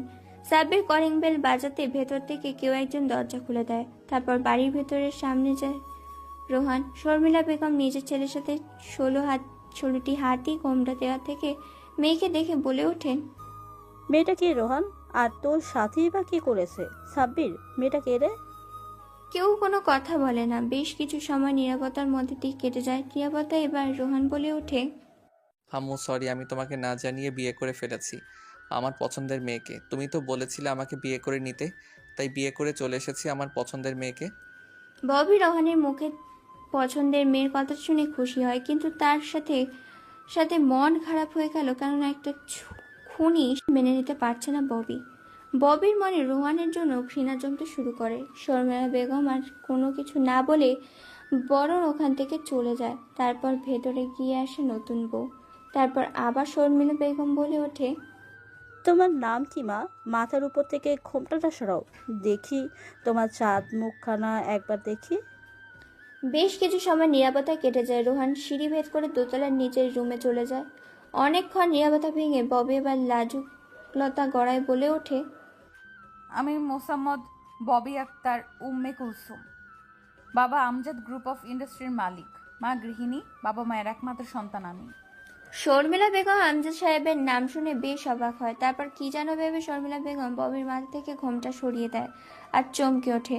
ববি ও শর্মিলা বেগম একে অপরকে দেখে, কারণ শর্মিলা বেগম ববিকেই তার পুত্রবধূ হিসাবে নিজের ঘরের বউ করতে চেয়েছিল। তাই সেদিন ফয়জা চৌধুরী ও শর্মিলা বেগম রোহানের জন্য ববিকে পারফেক্ট ও সিলেক্ট করে আসে এবং কিছুদিন পরে তাদের বিয়ের দিন তারিখ ঠিক করা হবে বলে জানিয়েছিল। কিন্তু শর্মিলা বেগম তার আগেই দেখে তার ছেলে তার পছন্দের মেয়েকে বিয়ে করে এনেছে। এটা থেকে শর্মিলা বেগম বলে ওঠে, আরে মা, তুই আমার ছেলেকে বিয়ে করেছিস? সেদিন তো বললি না, বললি আগেই তোকে এ বাড়িতে নিয়ে আসতাম। শর্মিলা বেগমকে দেখে হকচকিয়ে ওঠে ববি। ববি কি বলবে তার কথায় কোনো কিছু ভেবে পায় না। তবুও ববি আমতা আমতা করতে থাকে আর বলে ওঠে, না মানে আসলে আন্টি, ওই আর কি, মানে হয়েছে, থাক, আর তোমার লজ্জা পেতে হবে না। যাও, উপরে যাও, উপরে গিয়ে ফ্রেশ হয়ে নাও। আমি ততক্ষণে তোমাদের খাওয়ার ব্যবস্থা করছি। শর্মিলা বেগমের কথা মতো ববি এবার নিজের দোতলার রুমে যেতে থাকে।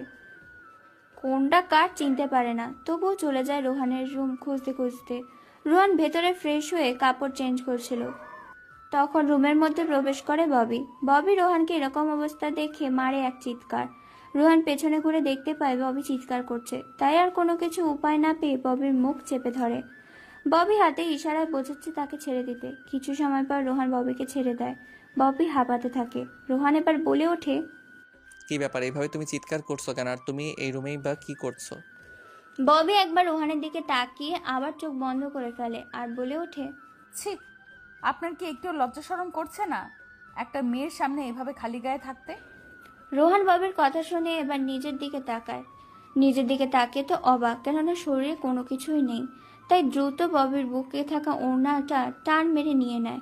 এরপর নিজের শরীরে পেঁচিয়ে নেয় আর দৌড় দেয় বাথরুমের উদ্দেশ্যে। ববি রোহানের এরকম কর্মকাণ্ডে খুবই অবাক হয়। কিছুক্ষণ পর রোহান বেরিয়ে এসে দুহাত দিয়ে চেপে ধরে ববিকে আর বলে ওঠে, কি ব্যাপার, তুমি আমার রুমে কি করছো? তুমি না মায়ের সাথে ছিলে, আর রুমে এসেছো, নক করোনি কেন? আমি কি জানতাম নাকি এটা আপনার রুম? আমি তো খুঁজতে খুঁজতে এই রুমে চলে এসেছি, আর মা আমাকে এখানে আসতে বলেছে। রোহান কিছু বলতে চাইবে তার আগে ড্রয়িং রুম থেকে শর্মিলা বেগমের চিৎকার শুনতে পায়। শর্মিলা বেগম বলছে, রোহান, কোথায় তুই? নিচে আয়, বৌমাকে নিয়ে খাবার রেডি হয়েছে, তাড়াতাড়ি আয়। তারপর রোহান ববিকে ফ্রেশ হতে বলে নিচে চলে যায় খাবার খেতে। রোহানকে একাই সিঁড়ি থেকে নামতে দেখে শর্মিলা বেগম বলে ওঠে, কিরে, তুই একাই সিঁড়ি দিয়ে নামছিস কেন? বৌমা কোথায়? বৌমাকে নিয়ে আয়, না হলে তোকে খাবার দেবো না। শর্মিলা বেগমের কথা শুনে রোহান সেখানে থমকে দাঁড়ায়। কোনো কিছু উপায় না পেয়ে আবার নিজের রুমে চলে যায়। বিছানার উপরে বসে পড়ে। রোহান অন্য দিক দিয়ে ববি ফ্রেশ হয়ে বকবকানি করে বের হয় ববি। রোহান বিছানায় বসে ফোন টিপছিল। কারো উপস্থিতি টের পেয়ে রোহান সেদিকে তাকায়। ববি রোহানকে দেখে চিৎকার দিতে যাবে, তার আগেই রোহান ববির মুখ চেপে ধরে। কিছু সময় নীরবতা কেটে যায়। নীরবতা ভেঙে এবার রোহান বলে ওঠে, কি ব্যাপার, এভাবে গরুর মতো চিৎকার দিতে যাচ্ছিলে কেন? এই বাড়িতে থাকলে যখন তখন চিৎকার দিতে পারবে না। আপনি এই রুমে কি করছেন? আপনি না নিচে গিয়েছিলেন, তাহলে এখানে কি করছেন? আমি এখন কাপড় চেঞ্জ করব, আপনি বের হন, আমি সব দেখে নিয়েছি। ও হ্যালো, এটা আমার রুম, আমি যখন ইচ্ছে তখন আসবো। আর আমি নিচে গিয়েছিলাম, আম্মু আমাকে পাঠিয়েছে। তোমাকে না নিয়ে গেলে আমাকে খাবার দেবে না, তাই। কিন্তু আমি এখন কি করব? আমি তো কোনো কাপড় নিয়ে আসিনি, এখন কি করি? আচ্ছা দাঁড়াও, আমি একটা মায়ের শাড়ি নিয়ে আসি, সেটা পরিও। কিন্তু আমি তো শাড়ি পরতে জানি না, আমি শাড়ি পরবো না, কারণ আমি শাড়ি সামলাতে পারি না। একবার যদি আমার শাড়িটা খুলে যায় তো? রোহান আর কোনো কথা বলে না, রাগী একটা লুক নিয়ে চলে যায়। শর্মিলা বেগমের একটা শাড়ি আনতে। শর্মিলা বেগমের শাড়িটা নিয়ে এসে রোহন বিছানার উপর রাখে। তারপর যখনই ববির বুক থেকে কাপড়টা সরিয়ে দিতে যাবে শাড়ি পরানোর জন্য, তখনই ববি রোহানের হাতটা এক বাড়ি দেয় আর বলে ওঠে, ছি, আপনার লজ্জা করছে না একটা মেয়ের এইভাবে বুক থেকে কাপড় সরিয়ে দিতে? আপনি কেমন মানুষ? ছি ছি, ইনি নাকি আমার স্বামী। ও হ্যালো, এখন থেকে আমি তোমার স্বামী, পরপুরুষ না। সো আমার কাছে সব আধিক্যতা দেখাতে এসো না। পড়লে পড়ো, না পড়লে নেই, আমি গেলাম। যখনই এই কথা বলে বাইরে যাবে তখন পেছন থেকে হাত ধরে ফেলে ববি। তারপর ববি বলে ওঠে, আচ্ছা দাঁড়ান দাঁড়ান, বাইরে যেতে হবে না, আপনি আমাকে শাড়ি পরাবেন, তবে একটা শর্ত, আমি আপনাকে চোখ বেঁধে দিব আর আপনি আমাকে শাড়ি পরাবেন। রোহান কোনো কথা না বলে সোজা হয়ে দাঁড়ায়। তারপর ববি একটা রুমাল বেঁধে দেয় রোহানের চোখে। তারপর রোহান ববির বুক থেকে কাপড়টা সরিয়ে দেয়।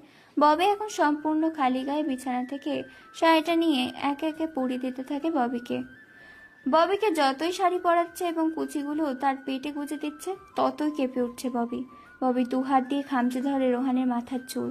হাতের বড় বড় নখগুলো খামচে ধরার কারণে পিঠে আঁচড় বসে যায়, সাথে হাতে রোহানেরও। তবুও রোহান শাড়ি পরিয়ে দেয়। তারপর এভাবে আয়নার সামনে নিয়ে ভালো করে সাজুগুজু করিয়ে নিচে নেমে আসে। দুজনকে দেখে শর্মিলা বেগম বলে ওঠে, বাহ, আমার ছেলেও মেয়েকে তো খুব সুন্দর মানিয়েছে। আর নিচে বস, তোদের খাবারতেই। তারপর রোহান ও ববি আর কোনো কিছু না বলে খেতে বসে যায়। শর্মিলা বেগম তাদেরকে খাবার বেড়ে দেয়। দুজনে খাবার খাচ্ছে ঠিক তখন শর্মিলা বেগম বলে ওঠে, জানিস বাবা, তোর জন্যই ববিকে তোর বাবা আর আমি দেখে নিয়েছিলাম, আর কিছুদিন পরে তোদের বিয়ে দিতাম। কথাটা শুনে আবার খাবার গলায় আটকে যায় রোহানের। ববি পানির গ্লাসটা এগিয়ে দেয়। রোহান পানি খেয়ে নেয়। কোনো কিছু না বলে খাবার খেয়ে বেরিয়ে পড়ে। তার পিছু পিছু চলে যায়। শর্মিলা বেগমকে সালাম করে রোহান বলে ওঠে, দেখো, ভার্সিটিতে যেন কেউ জানতে না পারে তুমি আমার স্ত্রী। আর যদি এই কথাটি কেউ জানে তাহলে তোমার হাল বেহাল করে দিব। জানো তো আমার আসল পরিচয়। ববি কোনো কথা বলে না। তারপর গাড়ি নিয়ে ভার্সিটির উদ্দেশ্যে রওনা দেয়। কিছুক্ষণের মধ্যে ভার্সিটিতে এসে পৌঁছে যায় তারা। ভার্সিটির মাঠে এত দামি কার এসেছে থেকে সবাই সেদিকে তাকিয়ে আছে এক দৃষ্টিতে। গাড়ির ভেতর থেকে সর্বপ্রথম নামে ববি। ববি কোনো দিকে না তাকিয়ে চলে যায় তার বন্ধুদের কাছে। তারপর গাড়ি থেকে সামনের দিকে জানলা খুলে সর্বপ্রথম পা ফেলে একজন। উঁচু চাহনিতে তাকিয়ে আছে সবাই। তারপর একটা হাত বের করে হাতে বেশ দামি ঘড়ি, তারপর হিরোদের স্টাইলে বের হয়ে আসে গাড়ির ভেতর থেকে। সবাই যাকে দেখে তাকে দেখে চমকে যায়, কেননা সেই খ্যাত রোহান, যে কিনা ছেঁড়া প্যান্ট, ঢিলে ঢালা শার্ট, মাথায় চপচপে তেল দিয়ে আসতো ভার্সিটিতে। আর সেই ছেলে কিনা দামি গাড়িতে, তাও আবার তার সাথে আছে ববি। সবাই একটাই কথা ভাবছে, কে এই ছেলে? গাড়ি থেকে নেমে সোজা পায়ে হেঁটে চলে যায় রাজের কাছে। তাকিয়ে আছে রোহান। রাজ কথা বলার ভারসাম্য হারিয়ে ফেলেছে, তবুও আমতা আমতা কণ্ঠে বলে ওঠে, কে ভাই আপনি? আসসালামু আলাইকুম, আপনাকে চিনতে পারি নেই। রাজের মুখে এরকম কথা শুনে আস্তে করে মাথায় একটা থাপ্পড় দিয়ে বলে ওঠে রোহান, আরে শালা, আমি রোহান, চিনতে পারছিস না? তোর খ্যাত বন্ধু রোহান। মানে কি বলছেন ভাই আপনি? রোহন হতে যাবেন কেন? ও তো একটু হাবাগোবা বোকা ছেলে ছিল, আর আপনি স্মার্ট হ্যান্ডসাম। আরে শালা, ওইটাই আমি। অনেক কাহিনী, চুপ থাকতো এবার। তারপর আজ আর কোনো কথা বলে না। দুজন অনেক আড্ডা দেয়। আজকে যে যার মতো আড্ডা দিয়ে ভার্সিটি থেকে বেরিয়ে যায়। গাড়িতে বসে আছে রোহান। ববি এসে গাড়িতে বসে। সবাই হাঁ করে তাকিয়ে আছে ববি ও রোহানের দিকে। কি হচ্ছে কেউ কোনো কিছুই বুঝতে পারছে না। কাউকে কোনো কিছু না বলে তারা চলে আসে বাড়িতে। বাড়িতে এসে দেখতে পায় ববির বাবা মা এসেছে। তাদের সাথে কুশল বিনিময় করে রোহান। তারপর নিজের রুমে চলে যায়। ববি তার বাবা মার সাথে কুশল বিনিময় করছে। কিছু সময় পর ওখানে নিচে নেমে এসে গল্প করে তাদের সাথে ববিও চলে যায় ফ্রেশ হতে। তারপর নিচে আছে সবাই একসাথে খাওয়া দাওয়া করে, যে যার মতো কাজে লেগে পড়ে। ববির বাবা মা তাদের নিজেদের কাজ চলে গেছে। দেখতে দেখতে রাত হয়ে যায়। রাতে ববি শুয়ে আছে নাইট ড্রেস পরে। খাটে উঠতে যাবে তখনই ববি বলে ওঠে, এই, আপনি খাটে কেন? আপনি নিচে ঘুমান, খাটে একদম আসার চেষ্টা করবেন না বলে দিলাম। রোহান কোনো কথা না বলে পেছন থেকে জড়িয়ে ধরে ববিকে। তারপর মুখ চেপে ধরে ববি। তারপর দুজন ঘুমিয়ে পড়ে। পরের দিন সকালে উঠে খাওয়া দাওয়া করে প্রতিদিনের মতো ববিকে নিয়ে রোহান আজকেও ভার্সিটিতে যায়। যে যার মতো নিজের কাজে যায়। তখন রাজ বলে ওঠে, ভাই তুই বলবি তোর আসল পরিচয় কি? কে তুই? আর যে মেয়েটা তোকে দেখতে পারতো না, সে মেয়েটার সাথে একই গাড়িতে যাচ্ছিস, একই গাড়িতে আসতেছিস, ব্যাপারটা কি? তারপর একে একে সবকিছু খুলে বলে রোহান রাজকে। এভাবে কথা বলতে বলতে ভার্সিটির সময় শেষ করে চলে আসে বাড়িতে। রোহান এখানে একটা ছদ্মবেশী মাফিয়া সেটাও বলে দিয়েছে রাজকে। আসলে রোহানকে এখানে একটা খুনের প্রতিশোধ নিতে এসেছিল, আর সেটা হচ্ছে জিসানকে মারার উদ্দেশ্য ছিল তার।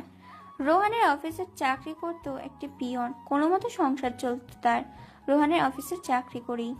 অফিস করেই সময় কেটে যেত পিয়ন সাহেবের। তার মেয়ে অনার্স প্রথম বর্ষে পড়ে একদিন সন্ধ্যার আবায় একা যাচ্ছিল রাস্তা দিয়ে, আর সেদিক দিয়ে মদ খেয়ে বাড়িতে করে যাচ্ছিল জিসান। জিসান মাতাল অবস্থা থাকার কারণে কোনো কিছু বুঝতে পারে না, গাড়িতে জোরপূর্বকভাবে আভাকে তুলে নেয়।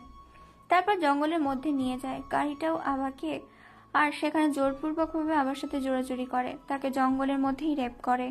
আভা এত সব সহ্য করতে না পারে কাউকে কোনো কিছু না জানিয়ে রুমের মধ্যে সুইসাইড করে। পিয়ন সাহেব কান্নায় ভেঙে পড়ে। সেদিন রোহান পিয়ন সাহেবের মুখ থেকে এসব ঘটনা শুনে সেদিন থেকে রোহান তার মেয়ের সাথে কি হয়েছিল সেটা খোঁজার জন্য রাস্তায় রাস্তায় গলিতে গলিতে সব জায়গায় খুঁজতে থাকে প্রমাণ। এক পর্যায়ে পেয়ে যায় একটা সিসিটিভি ফুটেজ, আর সেখানে দেখতে পায় ওকে জোরপূর্বকভাবে তুলে নিয়ে যাচ্ছে জিসান। জিসানকে পেতে হলে তাকে ভার্সিটিতে যেতে হবে, তাই ভার্সিটিতে সে ভর্তি হয় শুধুমাত্র জিসানকে ধরতে, কারণ জিসান এই ভার্সিটিতে মাস্তানি করতে প্রায় সময়ই আসতো। জিসানকে তার উপযুক্ত শাস্তি দিয়েছে। এদিকে আফজাল শিকদারকে মারার কারণে জাফর শিকদারের ছেলে রাকিব হোসেন হন্যে হয়ে করে খুঁজে বেড়াচ্ছে তার বাবার খুনিকে, কিন্তু কোনো সন্ধান পায় না তার বাবাকে কে খুন করেছে। এদিকে আপনাদের সাথে কথা বলতে বলতে চলে এসেছে রোহান ও ববি। তারপর রোহান ও ববি বাড়ির ভেতর চলে যায়। রোহান কাউকে কোনো কিছু না বলে ফ্রেশ হতে চলে যায়। ববি শর্মিলা বেগমের সাথে গল্প করতে বসে যায়। রোহান কাউকে কোনো কিছু না জানিয়ে বেড়ে পড়ে তার নিজের কাজের উদ্দেশ্যে। আরো কিছু সময় আড্ডা দেয় ববি ও শাশুড়ি মায়ের সাথে, তারপর নিজে ফ্রেশ হতে চলে যায়। রাত 10টা বাজে। গোডাউনে বসে আছে রাহাত, সাব্বির, ইভান, সৌভিক। রাহাত ইভান সৌভিককে চেয়ারের সাথে বেঁধে রেখেছে সাব্বির। রোহান এবার বলে ওঠে, তোরা তো জানিস আমার সাথে বিশ্বাসঘাতকতা করার পরিণামটা কি হতে পারে। তোরা আমার দলের ছেলে হয়ে হাত মিলিয়েছিস ওই আফজাল শিকদারের ছেলের সাথে। আমার সকল ইনফরমেশন তাদেরকে দেওয়ার সাহস পেলি কোথায়? তারা তিনজন কথা বলার শক্তি খুঁজে পাচ্ছে না। চোখ দিয়ে অঝরে পানি পড়ছে, সারা শরীর মেরে ফাটিয়ে দিয়েছে, সারা শরীর গড়িয়ে রক্ত চুয়ে চুয়ে পড়ছে। তবুও যেন একটু দয়া মায়া হয় না রোহান ও সাব্বিরের। রোহানের কথা মতো সাব্বির মরিচের গুঁড়ো নিয়ে আসে, তারপর তাদের চোখে মুখে নাকে মরিচের গুঁড়ো ডলে দেয়। সারা শরীর জ্বলতে শুরু করেছে। অঝরে কেঁদে চলেছে তারা তিনজন। চোখ দিয়ে পানি পড়ে, কান দিয়ে শুনতে পায়, কিন্তু মুখ দিয়ে কথা বলতে পারে না। চোখের পানি যত গাল বেয়ে পড়ছে তত যেন তাদের যন্ত্রণা বেড়ে চলেছে। তারপর একটা ব্লেড নিয়ে হাতের ও পায়ের শিরা কেটে দেয় তাদের তিনজনেরই। তারপর চোখগুলোতে গাছের এমন একটা রাসায়নিক পদার্থে আঠা লাগিয়ে দেয় চোখের পাতার সাথে, দ্রুত যাতে সে চোখের পাতা বন্ধ করতে না পারে। নিজের মৃত্যুটা যেন নিজের চোখের সামনে দেখতে পায়, সেজন্য পুরো মাথাটা ন্যাড়া করে দেওয়া হয়। তারপর চোখের মধ্যে আরো কিছু মরিচের গুঁড়ো ছিটে দেওয়া হয়। চোখগুলো লাল টকটকে হয়ে গেছে, আবছা আবছা কিছু দেখতে পাচ্ছে। কান দিয়ে রক্ত বের হতে শুরু করেছে, নাক দিয়ে রক্ত বের হচ্ছে। তারপর একটা ছুরি নিয়ে গলার মধ্যে ক্যাঁচ ক্যাঁচ করে বেশ কয়েকবার পোঁচ মারে। তিনজন নিমিষেই সেখানে মৃত্যুর স্বাদ গ্রহণ করে। সাব্বিরকে সবকিছু পরিষ্কার করে এবং লাশগুলোকে গায়েব করে দিতে বলে। রাত 1টায় বাসায় ফেরে রোহান। সবাই ঘুমিয়ে গেছে। চুপি চুপি রোহান তার নিজের রুমে যায়। রুমে যেতেই চমকে ওঠে রোহান, কারণ এখনো ববি ঘুমায়নি। রোহানের সাদা শার্টে যেখানে সেখানে রক্তের ফোঁটা দেখা যাচ্ছে, তা দেখে ববি বলে ওঠে, এ কি, তুমি কোথা থেকে আসছো? আর তোমার শরীরে রক্ত কেন? কি হয়েছে বলো, না হলে আমি এক্ষুনি আব্বু আম্মুকে ডাক দিব। রোহানের একথা শুনে বেশ রেগে যায়। এমনিতে মন মেজাজ খারাপ, তার উপর এ ধরনের হুমকি মেজাজটা মুড়োই খারাপ করে দিয়েছে। রোহান কোনো কিছু না বলে ধীর গতিতে এগোতে থাকে। ববি পেছাতে পেছাতে এক পর্যায়ে বিছানার উপর পড়ে যায়। রোহান দ্রুত ববিকে খাটের সাথে চেপে ধরে, সরাসরি চুমু খেতে থাকে। সব কাপড় ছিঁড়ে ফেলে, তারপর সারা শরীরে পাগলের মতো স্লাইডের চুমু খেতে থাকে। যেখানে সেখানে কামড় দিয়েছে, সাথে খামচে ধরে আছে। পাগলের মতো তার শরীরটাকে ভোগ করতে থাকে রোহান। ববি বাধা দিলেও রোহান নাছোড়বান্দা, ছাড়ার কোনো নামগন্ধই নেই। সারা শরীরে বিচরণ করতে থাকে রোহান। দেখতে দেখতে দুজন যে কখন ঘুমিয়ে গেছে খেয়াল নেই। ঘুম থেকে এসে সকালে উঠে ববি তার শরীরে কোনো কিছুই নেই, তার উপর শুয়ে আছে রোহান। রোহানকে দেখে মেজাজটা পুরো খারাপ হয়ে যায়। রাতের কথা মনে পড়লে রোহানকে খুন করতে ইচ্ছা করে ববি উঠতে যাবে, তখনই ঘুম ভেঙে যায় রোহানের। রোহান একবার চোখ কচলাতে কচলাতে তাকায় ববির দিকে, আবার ঘুমিয়ে পড়ে। হঠাৎ তার মনে পড়ে সে কি দেখেছে, তাই আবার ভালো করে তাকিয়ে সে আরেকটু টাসকি খায় আর বলে ওঠে, এ কি তোমার এরকম অবস্থা কেন? শালা লুচ্চা বেটা, সবকিছু লুটে পুটে চেটে পুটে খেয়ে এখন বলছে আমার এই অবস্থা কেন? শালা হারামি কোথাকার। রোহান ববির মুখে এই কথা শুনে আহাম্মকের মতো তাকিয়ে আছে ববির দিকে নয়ন ভরা দুটি চোখ নিয়ে। তারপর কি যেন মনে করে নিজের দিকে তাকায় রোহান। নিজের দিকে তাকিয়ে সে তো অবাক, সারা শরীরে কি অবস্থা হয়েছে নিজেকে দেখে নিজেই চিনতে পারছে না। দেয় এক চিৎকার, কেননা সারা শরীরে লিপস্টিকের দাগ আর আঁচড়ের দাগ। সায়রা বেগম বাইরে থেকে চিৎকার শুনে ডাকতে থাকে। কোনো কিছু হয়নি বলে পাঠিয়ে দেয় রোহান, বলে ওঠে, দেখো, আমার অনুমতি ছাড়া তোমার এসব করা উচিত হয়নি আমার সাথে। তুমি কাজটা মোটেও ভালো করনি। কি কইলি তুই? কাল রাতে তোর সাথে আমি ওসব করেছি না তুই করেছিস? দাঁড়া, যেহেতু আমি করেছিলাম তাহলে এবার তোকে বোঝাচ্ছি কি করে। রোহানকে আর কোনো কিছু বলতে না দিয়ে আবার খাটে ফেলে দেয় ববি। এবার ববি সারা শরীরে কামড়ের সাথে চুমু দিতে থাকে, ধীরে ধীরে নিচে নামতে থাকে। এবার নিজেই ভালোবাসার চাদরে হারিয়ে যায় ববি। বেশ কিছু সময় এভাবে কেটে যায়। তারপর ববি একটা রাগী লুক দিয়ে ফ্রেশ হতে চলে যায়। রোহান ববির কাজে একেবারে হতবাক দৃষ্টিতে তাকিয়ে আছে। ববি ফ্রেশ হয়ে নিচে চলে যায়, রোহানও ফ্রেশ হতে চলে যায়। তারপর খাওয়া দাওয়া করে রোহান অফিসের উদ্দেশ্যে চলে যায়। অফিসে গিয়ে রোহান সাব্বিরকে ডাক দেয় আর বলে ওঠে, দেখো, আজ থেকে তুই আমার গ্যাংয়ের লিডার। তুই পুরো গ্যাংটাকে কন্ট্রোল করবি। যেখানে অন্যায় দেখবি সেখানে ঝাঁপিয়ে পড়বি, আর আমার ফুল সাপোর্ট পাবি। ওকে ভাই, ঠিক আছে। রোহান সাব্বিরকে সবকিছু বুঝিয়ে দেয়। দেখতে দেখতে অফিস টাইম শেষ করে বাসায় চলে আসে। সবাই মিলে খাওয়া দাওয়া করে যে যার রুমে চলে যায়। আজকে রোহান ববির জন্য একটা গিফট নিয়ে এসেছে, নতুন করে প্রপোজ করবে বলে। দেখতে দেখতে রাত 12টা বেজে যায়। বাড়ির পুরো ছাদটাকে নিজের মতো করে সাজিয়েছে লাল নীল মরিচ বাতি দিয়ে। পুরো আকাশটাতে আজকে চাঁদ উঠেছে, যেন চাঁদের মেলায় সাথে তারার মেলা বসেছে। 12:30 বেজে গেছে। কোলে করে নিয়ে আসে ববিকে। 12:49 ঝাঁকিয়ে ঘুম ভেঙে যায় ববির। নিজেকে খোলা আকাশের নিচে আবিষ্কার করে চমকে ওঠে। চারিদিকে তাকাতেই হঠাৎ করে তার সামনে হ্যাপি বার্থডে লেখার সাথে লাল নীল বেগুনি হলুদ সবুজ কিছু বেলুনের মাঝে আকাশে উড়িয়ে দেয় লেখাটা। সেখানে লেখা আছে, happy birthday my dear Bobby darling. তারপর হাঁটু গেড়ে রোহান বলে ওঠে, many many happy Returns of the day my dear sweet বউ। তোমার আগামী দিনগুলো খুব সুন্দর কাটুক। সুখে দুঃখে সবসময় তোমার পাশে থাকবো এবং তোমার দুঃখটাকে নিজের সাথে ভাগ করে নিব। সুখের সময় তোমার কাছে না রাখলেও দুঃখের সময় তোমার হাতটা ছাড়বো না। আমি তোমায় ভালোবাসি। I love you Bobby. Do you love me and will you marry me? নতুন করে জীবনটা শুরু করি, চলো না ববি?